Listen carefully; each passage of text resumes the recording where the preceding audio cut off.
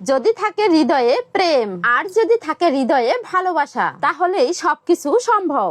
নমস্কার বন্ধুরা, আমি বনিতা। আজকে আমি ইটার মাটি দিয়ে একটি ময়ূর চুলা তৈরি করে দেখাবো। তার জন্য আমি নরম মাটির উপরে 4টি ইট বসিয়ে নিলাম। এখানে আমি যেভাবে বসিয়েছি ঠিক একইভাবে কিন্তু ইটগুলো বসাতে হবে। এবার 3 পাশের একটা মাপ নিয়ে নরম মাটি বসিয়ে নিয়েছি। তার উপর থেকে আবারও আমি ইটগুলো সাজিয়ে নেব। এই দেখো আমি কত সুন্দরভাবে সাজিয়ে নিয়েছি। তারপরে ইটের উপর থেকে আবারও নরম মাটি দিয়ে দিচ্ছি।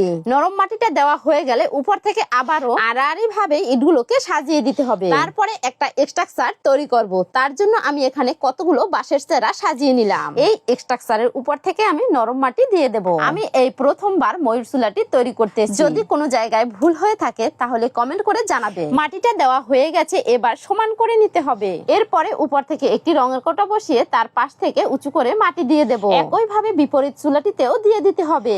এখন চুলাটির পিছনে মাটির গাঁথুনি দেব। এখানে সামান্য পরিমাণ উঁচু করে মাটি দিয়ে দিয়েছি।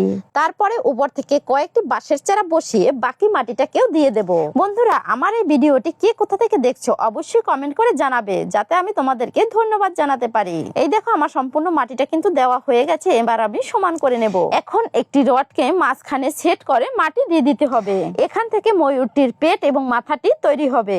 এই দেখো আমি এখানে কিন্তু মাটিটাকে সুন্দর করে দিয়ে নিয়েছি। এবার আমি ময়ূরটির পালকের ডিজাইন করব। তার জন্য আমি কয়েকটি সোজাসুজি দাগ দিয়ে দেব। আমার ভিডিওগুলো তোমাদের কাছে কেমন লাগে অবশ্যই কমেন্ট করে জানাবে। এখন আমি ময়ূরের মাথার টিকিটি তৈরি করেছি।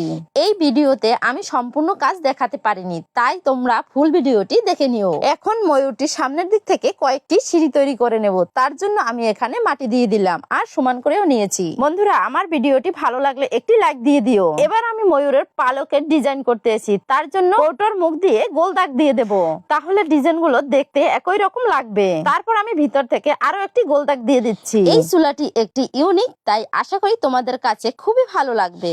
এবার ময়ূরটির চোখ তৈরি করে নেব। চোখ দুটি তৈরি করা হয়ে গেছে। এবার উপর থেকে দুটি স্ট্যান্ড বসিয়ে আগুন জ্বালিয়ে দেব। এই দেখুন কত সুন্দরভাবে কিন্তু আগুন জ্বলতেছে। দীর্ঘ প্রতীক্ষার পরে আজ চুলাটির কাজ সম্পন্ন হলো।